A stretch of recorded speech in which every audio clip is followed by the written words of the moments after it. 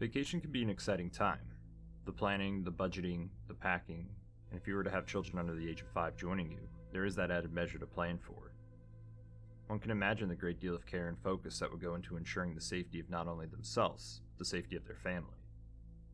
This case seems to prove that notion false, or maybe puts it into a new perspective, of why we should pay a little more attention, make the right decisions, even if it isn't convenient. And maybe if Kate and Gerry McCann did just that, we wouldn't be here trying to find out what happened to their eldest daughter, Madeline. It's Polygraph's goal to provide the most accurate and detailed information in the hopes that someone somewhere will be able to provide new information, no matter how small. With that in mind, it's important to remember that the media, regardless of their intent, soured this case by pushing nothing but pure speculation and trying to be the first with the next best bleeding headline. This is a case where there is very little, if at all any, substantial evidence, despite there actually being numerous amounts of physical evidence. In addition to this, we also must remember that the entire investigation, up until 2011, was conducted solely by the Portuguese authorities. Laws in Portugal vary in many ways as opposed to what some of us may be accustomed to in the US, UK, and elsewhere. Investigations are tight-lipped and leaking information is even punishable by law. The Portuguese take this seriously. Things in general work differently in Portugal. Shops and restaurants tend to open a bit later in the morning, some even close for lunch, which can easily be a 2-hour affair, then reopen for the evening until late. There's a sense of ease that exudes from a lot of the traditional Portuguese customs and cultures. Almost no sense of urgency, a very relaxed pace of life. The media took advantage of this and painted the Portuguese law enforcement as almost incapable, even going as far as to call the lead investigator lazy. They have been criticized heavily on the initial response to the crime that took place at the Ocean Club Resort, Apartment 5A, located in Praia de Luz, Portugal. Frantic calls from the resort began pouring in shortly after 10 p.m. on May 3rd, 2007, stating that a girl, English native, approximately 5 years of age, wearing nothing but her pajamas, was missing. The little girl was on vacation with her family and had been staying in Praia de Luz for most of the week.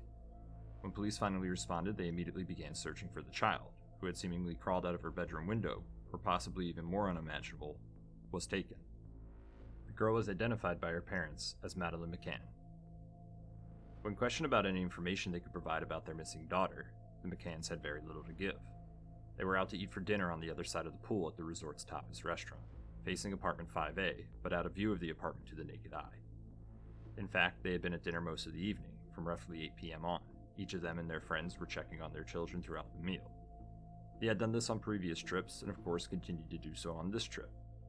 Investigators were puzzled, to say the least. They had trouble wrapping their heads around as to how someone, foreign travelers, could leave 3 young children alone in a room at a resort while they drank wine and dined among friends. Nevertheless, Portuguese police did not jump right into a kidnapping investigation. They had one focus at the time, and that was to find a missing girl, who, for all they knew, could be in a serious trouble on the docks, pool areas, or beach cliffs surrounding the village. Portugal, if unfamiliar, is a small country with a vibrant, rich, and proud culture, located on the Iberian Peninsula, bordering the southern part of Spain from the mountains in the north, through the rolling hills of the capital Lisbon, and down through the cornfields and crashing seashores until you reach the coast, the historic city of Lagos. The latter being one of the most up-and-coming tourist destinations, especially for the English. The Algarves, as they are known, wasn't exactly a vacation destination until the late 60s, when English real estate moguls began buying and building up property for tourism. This made the local economy surge, and employed hundreds, if not thousands, and through the years spread across the coastline. Lagos is one of the largest towns on the southern shores of Portugal, but there are many beaches dotted across the clear water and steep cliffs. One such village, only a mile outside of Lagos, became such a hotspot for English tourists they began to call it Little Britain. It was in the village of Praia de Luz where Kate and Gerry McCann found their perfect vacation spot. What was becoming a springtime ritual, loading up the suitcases and kids, shipping out to Praia de Luz. Each year they'd stay at the same place, the Ocean Club. The Ocean Club is a resort condo building, with both private owners and a more hotel-esque vibe. The resort featured 4 restaurants, 2 pools, tennis courts, and direct beach access. All in all, this quaint little village was and is one of the safest destinations to travel to. 2007 was no different, and so, without hesitation, the McCanns set out in late April to meet friends in the Algarves and enjoy a week in a place that had become so familiar, it almost even felt like home. The McCanns arrived on April 28th, where they quickly fell into place amongst friends, new and old. The children, Madeline and her twin siblings, seemed to enjoy themselves as well. Most days, while Gerry served up tennis swings with others and Kate soaked up the hot European sun, The children would spend their time at the kids' camp. Every day was a new adventure, and Madeline made friends so easily it wasn't difficult for her to find the best in whatever she was doing. The villa in which the McCanns frequently stayed was owned by a British expat, who had rented it out weekly to different guests. Kate and Gerry had stayed here before, and were familiar with the unit. Apartment 5A is located on the ground floor. There's a back gate leading to the porch of the villa, and a front door for access to the villa. One bedroom, facing the street, also had a window in the room where the children slept. The street is on a small incline, leaving the window to be slightly above most people, but on an angle where access certainly wouldn't be impossible. On evenings prior, and once again on this very evening, the McCanns put their kids to bed and headed to dinner. In the official reports, the McCanns state they put the children to bed around 7:38 p.m., and then headed out the villa, across the pool area, to the Tapas bar. While only just around the corner, a 2-minute walk just over 100 feet as the crow flies, but obstructed from view of apartment 5A, the McCanns sat for dinner. It's important to note that the official report also states that the last time anyone besides Kate or Gerry saw Madeline and her twin siblings was around 6 or 6:30 p.m. that same day. Why this was acceptable to Kate and Gerry, most people can't even begin to fathom. It'd be safe to assume that any parent would find it hard to agree that the decision to do this, on multiple occasions, virtually every night, was seemingly okay. Leaving children alone in a villa, on the ground floor in a foreign country, with the doors unlocked and only periodically checking on them every 30 to 40 minutes, if they remember to do so. Some would consider this insanely irresponsible of two grown adults, to even consider for a second that this would be fine. But Kate and Gerry had done it more than once, so why would this night be any different? Portugal is known as a very safe country, and Praia de Luz, being such a tourist hotspot, was seen as a very safe place for families. It could be reasonable to assume that Kate and Gerry were not the only ones who pulled this similar stunt throughout the years, but for them, on this evening, it would turn into every parent's worst nightmare. While police wasted no time and immediately started searching for Madeline, they unintentionally contaminated the crime scene and future criminal investigation by combing through the unit, opening doors and moving around furniture. Multiple investigators, volunteers, and friends poured through the unit looking for any sign of the missing Madeline. When asked how this could happen in later media reports, the explanation from the lead investigator was simple. They were looking for a missing girl. They needed to find that little girl, and no one could even fathom a kidnapping. Not here, not in Praia de Luz. Despite Kate's immediate reaction of stating, quote, "Someone has taken her," end quote. The search began quickly and pressed on into the early morning hours. In fact, the resort closed the front desk and assigned every employee to find the missing girl. There was hardly anyone in the small village who wasn't looking for her. Roadblocks began to be set up on the main routes in and out of the city, but it may have been too late. Almost everyone was looking for a girl, not a suspect. Into the morning, this routine went on, retracing steps, asking residents and travelers if they had seen anything. Around 4 a.m., Gerry suggested to Kate to get some rest, to which she returned to a friend's condo to try and get some shut-eye, something that would be questioned later in the investigation. Why would a grieving mother with a missing child rest until she had the answers as to where her daughter was?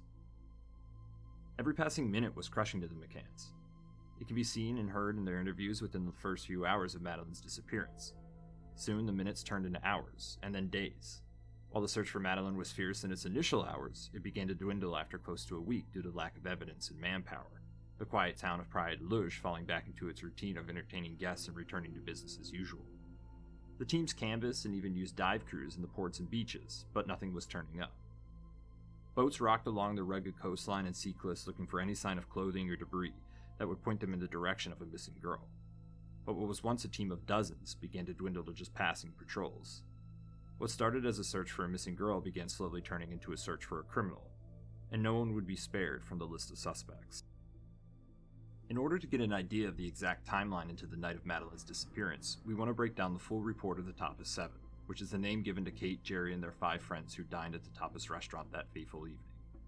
This timeline is taken right from the police judiciary files, which were released in 2008 according to Portuguese law. At roughly 8 p.m., Kate and Gerry put their 3 children to bed and prepared to head to dinner at the Tapas restaurant, just across the pool area to join friends for a reservation at 8:30 p.m. Kate and Gerry then arrived for their dinner at approximately 8:35 p.m., the same time the group has been meeting for dinner each night that week, Sunday to Thursday. Around 5 minutes later, at 8:40 p.m., friend Jane Tanner arrives. At 8:45, more friends, Matt and Rachel Oldfield, arrive. 8:45, friend Russell O'Brien joins the group. At 8:55, Matthew Oldfield leaves the group to check the flats of each party member. 8:57. Matthew Oldfield listens and inspects outside each respective unit, 5D, 5B, and 5A, confirming the blinds are closed and everyone is asleep. At 9 p.m., Matthew Oldfield returns to the table and rejoins the group. At 9:05 p.m., Gerry McCann leaves the table and returns to flat 5A through the rear patio entrance, which was left unlocked. At 9:15 p.m., Jane Tanner leaves the table and sees Gerry McCann chatting to a fellow friend, Jez Wilkins, outside apartment 5A. She does not speak to either man as she passes by. As she continues past the men, she sees a man crossing the street above apartment 5A, carrying a child in his arms. The child is dressed in just pajamas. Jane Tanner does not think much of this sighting, assuming it was just another guest with a tired child, and continues back to her flat, 5D, and confirms both of her children are asleep. 9:20 p.m. Jane Tanner returns to the table. Gerry McCann is already seated again with the group. 9:25 p.m. Matthew and Rachel Oldfield leave the table after eating their appetizers and check on apartment 5D, where a child is crying. Rachel checks in while Matthew checks apartment 5B and then returns to 5D. 9:30 p.m. Rachel Oldfield remains in 5D as their child is vomited. Matthew Oldfield then checks on apartment 5A, again entering through the unlocked patio door. Matthew recalls the apartment being more well lit than expected and the door being open roughly 45 degrees into the children's bedroom. Matthew confirms both twins are asleep, despite hearing one roll around in their bed, but did not check on Madeline as he heard no noise from her side of the room. 9:35 p.m. Matthew Oldfield returns to the Tapas restaurant as entrees arrive and tells Jane Tanner that their daughter is sick, with Rachel staying in 5D.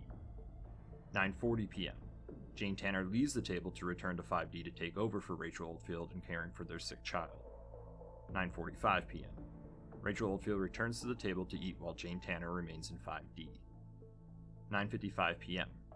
Rachel Oldfield asks table what time it is before her main course arrives. Approximately 10 p.m. Kate McCann leaves the table to check on her children in apartment 5A. She enters through the unlocked patio gate once again. She pops her head in and is about to leave before she notices the door to the child's room open about 60 degrees. She begins to close it and it slams shut. Thinking she left the patio door open and the wind caused the slamming of the door, she inspects, but finds it closed. She then returns to the kids' room to make sure that they were not disturbed by the noise. It is here where she notices Madeline is not in her bed. She checks the twins, then her and Jerry's bed, the bathroom, and the closets. She returns once more to the child's room to confirm Madeline is not in there. It's here where she notices the shutter of the window fully open, the window pushed open to the left as far as possible, and the curtains blowing in the wind. Failing to find Madeline, she runs back towards the Tapas restaurant, sounding the alarm and shouting that Madeline has been taken. Based on questioning from the McCanns and their friends at dinner that night, there were some possible leads to start out. Jane Tanner mentions to the PJ that she remembers the man walking across the street, away from apartment 5A, as she went to check on the children before 10 p.m. Composite sketches were immediately done of the suspect in the days that followed, but the identity of this unknown man would not be answered for several more years. After the UK launched their own probe into the case in 2011, they were able to find this mystery man, and it was determined he was carrying his own daughter that night, and even had the pajamas she was wearing to prove it. The suspect was cleared of any suspicion, and the identity of the unknown man was nothing more than a red herring in the disappearance of Madeleine. Within the first few weeks of the investigation, suspicions began to point towards a local man, a British expat living in Praia de Luz, Robert Murat. Robert was a divorcee from the UK living in Praia de Luz for the last several years, less than a mile from apartment 5A. When word got to him about the missing girl that night, he quickly joined the search parties, and being fluent in Portuguese, offered to help translate for the parties involved. Portuguese police found this behavior suspicious and honed in on him. The press then caught wind that Robert Murat was being investigated by the PJ as a potential suspect, and this is where the case began to melt into a media circus. The investigation focused solely on Robert Murat within just a few days. Very little was being done to actually locate Madeline at this point, and the police wanted answers from who they considered to be the main suspect. Intensive questioning followed, and in the end, there was little to no evidence pointing at Robert Murat as a suspect besides him inserting himself into the investigation by trying to help find Madeline. Effectively, the Portuguese police had to start over, with no new evidence to provide the case from the investigation of Robert Murat and losing precious time chasing false leads. With little to go on, attention turned toward Gerry and Kate McCann. The initial belief was that the child had been kidnapped, seemingly at random, from their apartment, and the parents were mourning this absolute nightmare. However, strange stories and inconsistencies piqued the interest of Portuguese detectives. First and foremost, as stated earlier, why would foreign travelers leave their children alone while they went out to dine with friends? Regardless of the location of the restaurant to their apartment and how many times they or a friend checked in on the kids. There did seem to be some inconsistencies in the timeline of that night, and police had more questions to ask. Furthermore, there were also witness statements saying the night before the abduction, there was crying that seemed to drag on into the night, and it was never dealt with. In later statements, Kate told investigators that Madeline had asked her, quote, "Why didn't you come when I was crying last night, Mommy?" End quote. So were the McCanns checking in on their children as often as they say they were? If so, then why weren't they able to quell the children's crying sooner? And why did it persist? Why would Madeline make that statement to her mother? In addition to this, there have been reports that on several occasions the children were given something to help them sleep. The McCanns have completely denied this, but the speculation persists. Within weeks of the disappearance, both Kate and Gerry were named arguidos in the case, which in Portugal is basically a formal suspect. Each of the McCanns were questioned separately multiple times, and the press of course latched onto this as well. It was clear that no one was looking for Madeline anymore, just for the answers as to where she was. In her own questioning, Kate had refused to answer almost 50 questions from detectives. Most can be found online, but one of the most prominent ones is why she came back to the Tapas restaurant screaming that Madeline had been abducted, rather than being concerned she was missing in general. It could be seen as strange that someone would immediately jump to the worst possible scenario. On top of that, why did she leave the twin siblings in the room while she ran back to the restaurant? The abductor could easily still be in the apartment. According to the timeline, there never seems to be more than a 30-minute window where the children weren't checked on, which would leave a very narrow window for an abductor to steal a child. This behavior, however, could be observed, as it did seem quite routine for the group starting Sunday that week until Thursday evening. It could mean that the apartment was being watched, perhaps by the perpetrator. While the McCanns became scrutinized by the media and pressed by PJ detectives, a full analysis of Apartment 5A using various tools took place. While the scene was unfortunately already contaminated, this didn't stop the PJ from pulling out all the stops. They brought scent dogs in and also did the same to the McCanns' rental car. In the apartment, there was evidence of blood found in one of the rooms, a scent dog alerting them to the presence. According to investigators, this matched a sample of blood found in the boot of the rental car. It is important to note, however, that the blood samples found have always been deemed as inconclusive, and the rental car was rented after the initial disappearance while the McCanns were in questioning, and would be hard to fit into the timeline of some of the theories presented by online sleuths. The presence of the blood in both the boot of the car and the bedroom have not aided the case in any way. In due time, the McCanns were no longer considered arguidos. They complied and cooperated with the investigation fully, and were very much concerned in trying to find their missing daughter. They rented an apartment and car and stayed in Portugal for months in order to try and find answers to Madeline's disappearance, and feel the time spent painting them as suspects was wasted when it could have been used to find information on Madeline.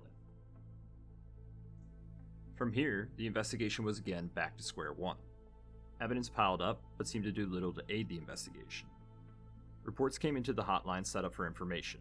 There were sightings of Madeline everywhere, from the US to Spain, Australia, and Eastern Europe. Reports say she was stolen and then human trafficked, or sold to someone who couldn't have children.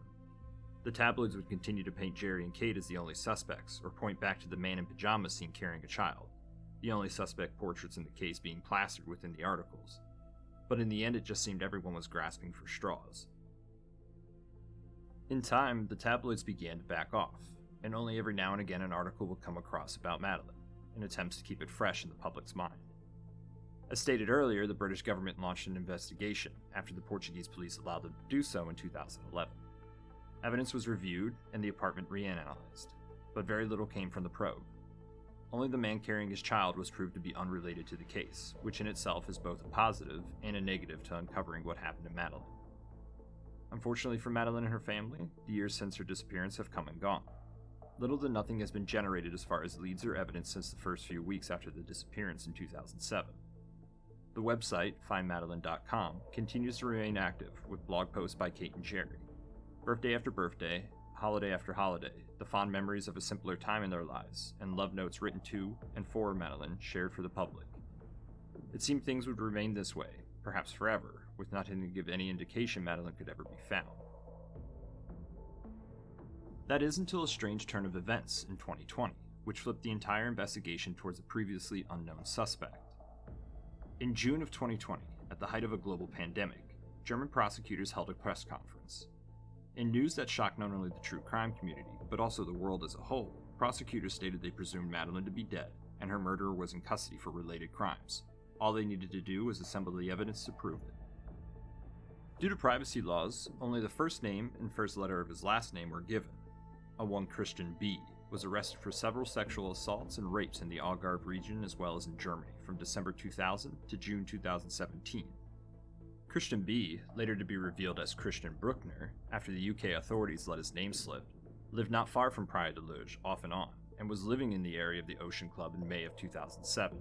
In fact, he lived less than a mile from the Ocean Club, and in April of 2007, a month before Madeline's disappearance, had cornered a 14-year-old girl and forced her into sexual acts on a beach not far from apartment 5A. In June of 2004, he is accused of gaining access to a second-floor flat and raping a 20-year-old woman at knife point in Praia de Roca. In 2005, a 72-year-old woman in her vacation home in Praia de Luz was raped and accosted. Brueckner's arrest had her inform the authorities, and they were apparently able to get video evidence tying him to this event. Most recently, as of 2017, he is accused of exposing himself to a group of children in Germany. And police discovered an old warehouse and camper owned by Brueckner, where they located hard drives buried under soil containing child pornography and children's clothing, including swimsuits made for children that could not be older than 5 or 6 years old. Chris B is of course one of the only suspects in the case, but it is also a very solid one. German authorities, while not originally part of the investigation into Madeline's case, tied the pieces together back to Brueckner after his acts towards women, especially younger children, were uncovered. His proximity to the Ocean Club and the fact that he received a phone call on the night of May 7, 2005, shortly before Madeline disappeared, while being located in Praia de Luz, are also standout pieces of evidence pointing towards him being capable of something like this. There seems to be some very circumstantial evidence surrounding him, but the German prosecutors are very clear stating they know Madeline is dead, and Chris B is to blame. No charges have been filed against him for Madeline's case, however, and Chris B claims his innocence when it comes to Madeline, stating he has nothing to do with it. He is still currently in prison in Germany on previous charges, and more charges have been brought against him as his crimes continue to be revealed. To muddy the waters even further, and though it holds no bearing in the case as far as evidence or suspects are concerned, in early 2023 a young Polish woman began sharing online that she believed she was the missing Madeleine McCann. According to the young woman, her parents couldn't produce a birth certificate, and she had little photos from her youth. She would ask her mother about her birth and childhood, but wouldn't be given answers. These claims went slightly viral, and she was even brought onto the Dr. Phil show to explain her story, and in time the McCanns agreed to DNA testing. The results conclusively proved that the young woman was definitely Polish, with some Lithuanian and Russian ancestry, but nothing that tied her to the McCanns.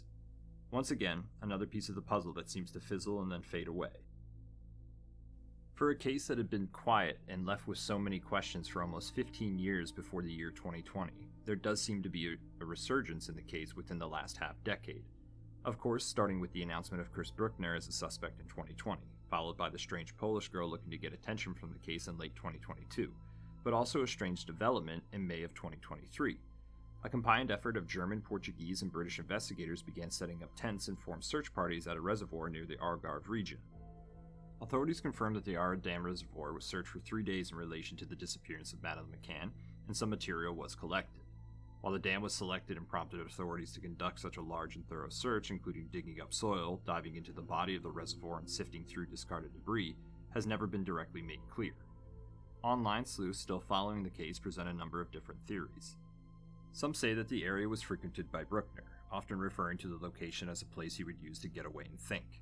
To other stranger theories suggesting this could be the place that Gerry McCann discarded a mini-fridge from the rented apartment in the months that followed Madeline's disappearance, which has always been seen as suspicious. The most conclusive theory suggests a makeshift memorial to Madeline, a decorated cross and picture of the missing child in the area around the reservoir. This memorial, combined with the knowledge that Brueckner did use to frequent the area, suggested to authorities that maybe they needed to comb through the area for any potential leads. In the end, however, authorities have stated that they are left with even more questions than answers, and while some evidence was collected, it may not have any relation to the case. So here we are, 16 years later, no closer to finding Madeline than the night she vanished. Theories abound, each one seems to offer some kind of truth, but in the end is all speculation. We're left to draw our own conclusions into what happened to Madeline, and without trying to speculate further, we've come up with two plausible theories. Again, This is a matter of opinion based on case evidence and years of researching and late-night analyzing. We ourselves made a special trip to Portugal and saw the Ocean Club firsthand. We put ourselves at the scene and traveled the area, trying to determine what exactly happened, and we're still left empty-handed. But in order to get the wheels turning on whoever is listening to this, here's what we've come up with. The first plausible scenario is that she was kidnapped by either an unknown suspect or the aforementioned Chris Brueckner. When diving into this scenario, it does seem a little far-fetched that a random stranger observed and studied the McCann's movements throughout the week and then broke in through a closed window, rather than using the unlocked patio door, which, if they were watching the family, would have known it was left unlocked. Furthermore, there's the issue concerning the other children present with Madeline that evening. Why would the culprit elect just to take Madeline and not the other children, if it was indeed that easy to do so? Perhaps they knew that someone was on their way back to apartment 5A, or perhaps, in order to keep Madeline quiet, both hands were needed. From first glance, it could appear to be a bit implausible, but it's not exactly impossible. Stranger things have happened. The other leading theory, which tends to be something that tears the true crime community apart, is that somehow, Kate and Gerry McCann are responsible. Let's look at it from top to bottom as if Kate and Gerry did have something to hide.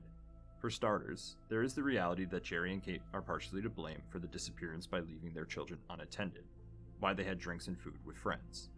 Kate immediately screams that Madeline has been taken rather than screaming she was missing. Why jump right to the worst imaginable thing? Gerry tells Kate to try and get some rest the night Madeline vanishes, and she does. Who could possibly even think of sleeping on a night like this? To scrutinize even further, the entire timeline of the Tapas Seven is questionable at best.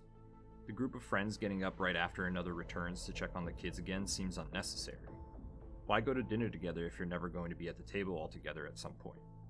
It would seem more likely that the checks were less frequent, or each parent was responsible for their own children and not checking on all the rooms like they say they were.